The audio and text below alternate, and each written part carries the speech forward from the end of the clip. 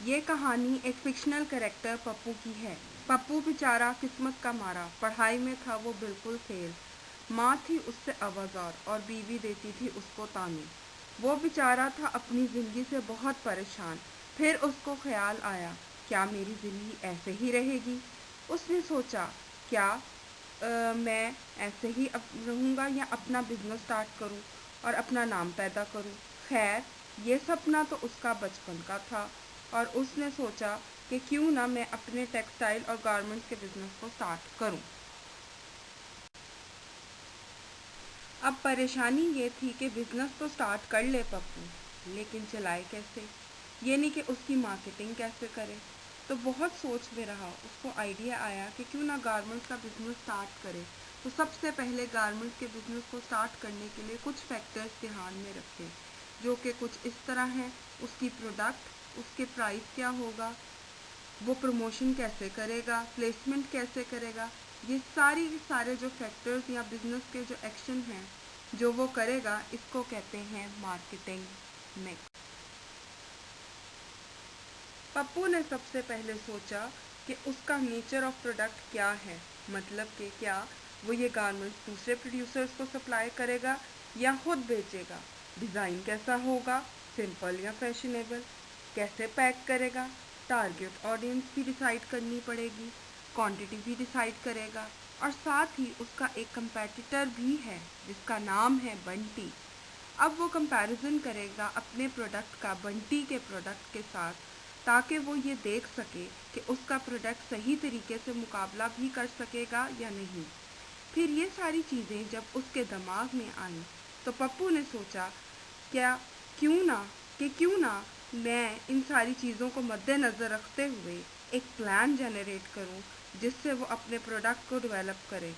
سب سے پہلے تو آئیڈیاز لینے تھے، اس کا اپنا دماغ بھی بہت تیز تھا ان باتوں میں، لیکن اس نے سوچا کیوں نہ وہ کوئی ریسرچ کرے، اپنے کمپیٹیٹرز کو دیکھے، لوگوں سے پوچھے کہ وہ کس قسم کے کپڑے پہننا پسند کریں گے۔ اس کے بعد جب وہ یہ سب ریسرچ کر لے گا تو فردر وہ کون سے کپڑے پروڈیوس کرنا پسند کرے گا۔ پھر وہ ڈیسائیڈ کرے گا کہ کیا وہ اتنی کوانٹٹی میں سیل بھی کر سکے گا یا سیل کرنے سے پہلے ایک سیمپل بنائے تاکہ وہ یہ دیکھ سکے کہ کیا کوئی غلطی تو نہیں آ رہی مینوفیکچرنگ میں، اور اگر آ رہی ہے تو اس کو اسی وقت ٹھیک کر لے گا۔ پھر وہ خالی اپنے علاقے میں اس کو بیچے گا، یا جب اپنے علاقے میں کامیاب ہو جائے گا تو اپنے بزنس کو فردر ایکسپینڈ کرے گا۔ ایک اور پریشانی کی بات یہ تھی کہ اب جو اس نے پروڈکٹ سوچ لیا کہ کس قسم کا ہوگا، اب اس نے اس کی پرائس سیٹ کرنی تھی۔ پرائس سیٹ کرنے سے مراد یہ ہے کہ کیا اس کے کسٹمرز جو ہیں، جو وہ پروڈکٹ بیچ رہا ہے، اسے پیسے دیں گے یا اس پرائس کو ایکسیپٹ کریں گے اور تیار ہوں گے یا نہیں۔ اور کیونکہ یہ بہت امپورٹنٹ فیکٹر ہے کسی بھی بزنس کا، اور اس پہ بہت سی چیزیں انحصار کر رہی ہوتی ہیں، جیسے کہ مارکیٹ شیئر۔ ابھی اگر وہ بزنس میں نیا ہے تو اس نے اتنی مارکیٹ کیپچر نہیں کی، میں بھی اس کے کمپیٹیٹرز زیادہ مارکیٹ شیئر رکھتے ہوں گے۔ پھر آبویسلی چیزوں کی سپلائی جہاں سے آنی ہے اس کا خرچہ، پھر جو کاسٹ آف پروڈکشن یعنی کہ بنانے کی لاگت، پھر پروفٹ مارجن، ان سب چیزوں کو دیکھتے ہوئے اس کے کسٹمرز اس کے پروڈکٹ کے بارے میں کیا سوچتے ہیں، کتنا ویلیو کرتے ہیں، یہ سارا کچھ پرائس میں آتا ہے۔ اب پپو یہ سوچ رہا تھا کہ پرائس میں یہ سارے فیکٹرز تو آتے ہی ہیں، لیکن اور کن طریقوں سے وہ اپنی پرائسنگ اسٹریٹجی کو سیٹ کر سکتا ہے، یا وہ یہ بھی کر سکتا ہے کہ اپنے بزنس کو سٹارٹ کرنے میں کوشش کر رہا ہے تو وہ پرائس کو سیٹ کرے لوئر دین اپنے کمپیٹیٹرز بنٹی سے، تاکہ وہ مارکیٹ میں انٹر کر سکے۔ اس طرح کی پرائسنگ کو کہتے ہیں پینیٹریٹنگ پرائسنگ۔ پھر جب اس کا بزنس ایکسپینڈ کر جائے گا تو وہ نئے پروڈکٹ یا نئے طریقے کا فیشن لے کر آئے گا اپنے ٹیکسٹائل یا گارمنٹ کے بزنس میں۔ تو کیا وہ ہائی پرائسز کے ساتھ انٹر کرے گا نیو پروڈکٹ کو مارکیٹ میں؟ तो जब न्यू प्रोडक्ट इंट्रोड्यूस कराया जाए हाई प्राइस पर, इसको कहते हैं प्राइस स्किमिंग। फिर वो ये भी कर सकता है अपने कंपैटिटर्स के आसपास ही अपनी प्राइस रखे या उससे थोड़ा सा कम रखे। इस तरह की प्राइस को कंपैटिटिव प्राइसिंग कहते हैं। हाँ, वो ये भी कर सकता है वो एस्टिमेट करे टोटल आउटपुट और टोटल कॉस्ट ऑफ प्रोडक्शन और उससे थोड़ा सा ज़्यादा प्रॉफिट मार्कअप रखे। इसको कहते हैं कॉस्ट प्लस प्राइसिंग। फिर ऐसा भी होता है कि गारमेंट्स में ऑफ सीज़न भी आता है, तो वो कोई प्रमोशनल प्राइसिंग स्ट्रेटजी भी अडॉप्ट कर सकता है।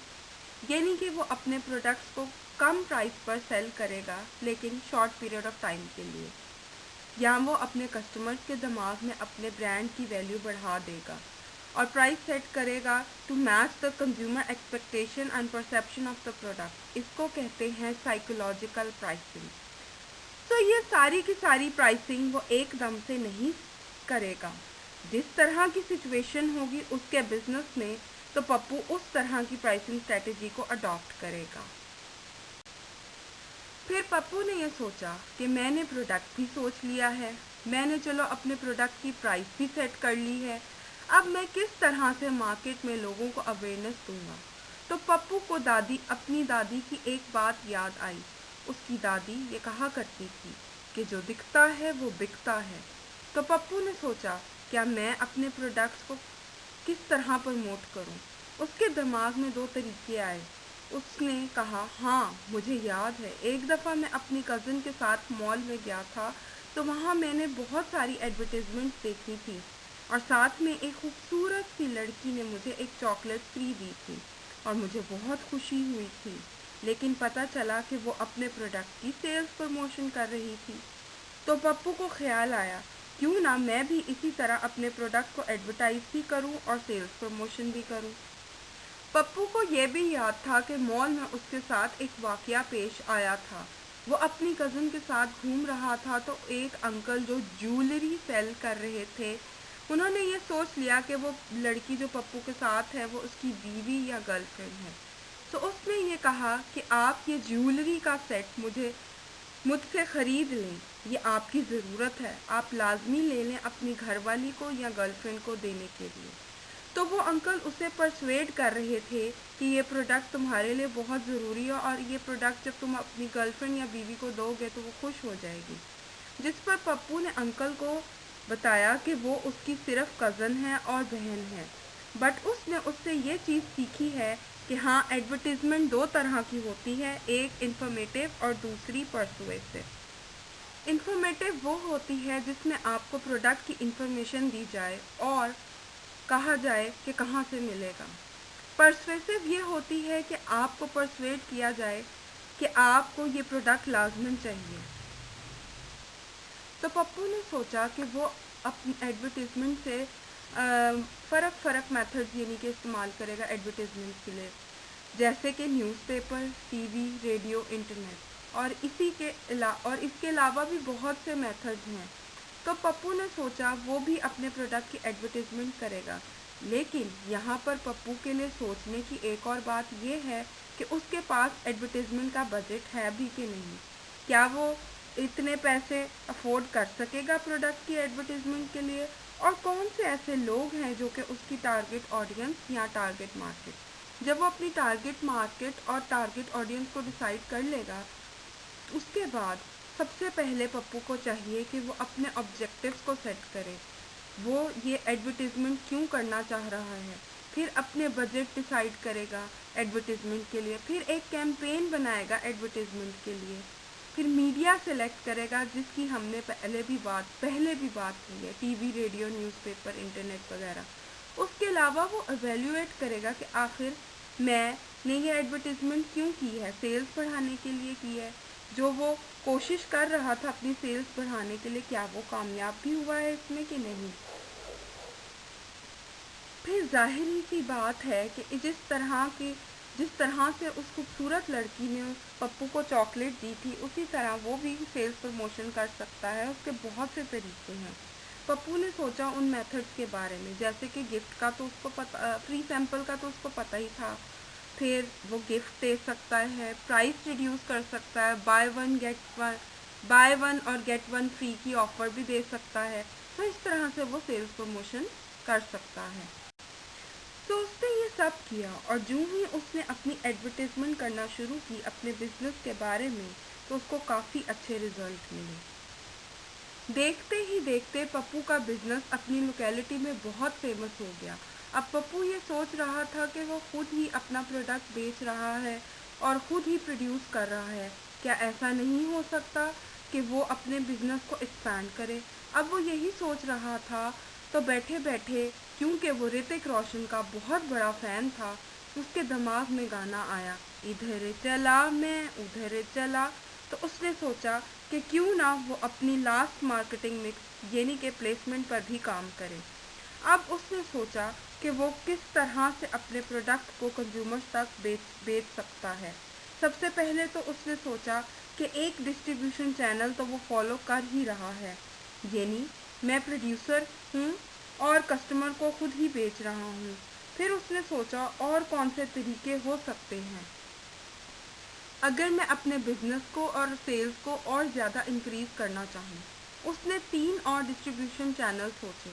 डिस्ट्रीब्यूशन चैनल नंबर 2, प्रोड्यूसर हूँ, क्यों ना और रिटेलर्स को बेचूँ ताकि वो कंज्यूमर्स को बेचें। फिर उसने सोचा ये भी हो सकता है कि डिस्ट्रीब्यूशन चैनल नंबर 3 को यूज़ करूँ। प्रोड्यूसर हूँ, होल सेलर्स को बेचूँ बल्क क्वांटिटी में ताकि वो रिटेलर्स को बेचें स्मॉल क्वांटिटी में और कंज्यूमर्स वहाँ से बाय कर लें। ये भी हो सकता है कि अगर मेरा बिज़नेस तरक्की कर जाए तो मैं डिस्ट्रीब्यूशन चैनल नंबर 4 भी यूज़ कर सकता हूँ, यानी कि आउट ऑफ सिटी में अगर एक्सपोर्ट शुरू करूँ तो मैं प्रोड्यूसर हूँ, अब्रॉड एजेंट को प्रोडक्ट भेजूँ, एजेंट होल सेलर को दे और होल सेलर से रिटेलर के पास फिर कंज्यूमर को सेल हो जाए। तो उसने सोचा कि फ़िलहाल मैं डिस्ट्रीब्यूशन चैनल नंबर 3 यूज़ करता हूँ। जब मैं कंट्री में सक्सेसफुल हो जाऊँगा तो फिर अब्रॉड की भी सोच लूँगा। और ऐसा ही हुआ और देखते ही देखते वो फेमस बिजनेसमैन बन गया। अब जब पप्पू फेमस बिजनेसमैन बन गया तो वो खुशी खुशी अपनी ज़िंदगी गुजारने लगा। अब उसकी बीवी उसको ताने नहीं देती थी और उसकी माँ ने उसके सदके उतारे थे, क्योंकि उसने अपनी माँ का सर फख्र से बुलंद कर दिया था। तो अगर आपको ये कहानी पसंद आई हो और मार्केटिंग मिक्स की इम्पोर्टेंस और कॉन्सेप्ट समझ में आया हो, तो मेरी खातिर ना सही सक्सेसफुल पप्पू की खातिर ही इस चैनल को लाइक और सब्सक्राइब कीजिएगा। पप्पू को बहुत खुशी हो जाएगी। अपना ख्याल रखिएगा। खुदा हाफिज़।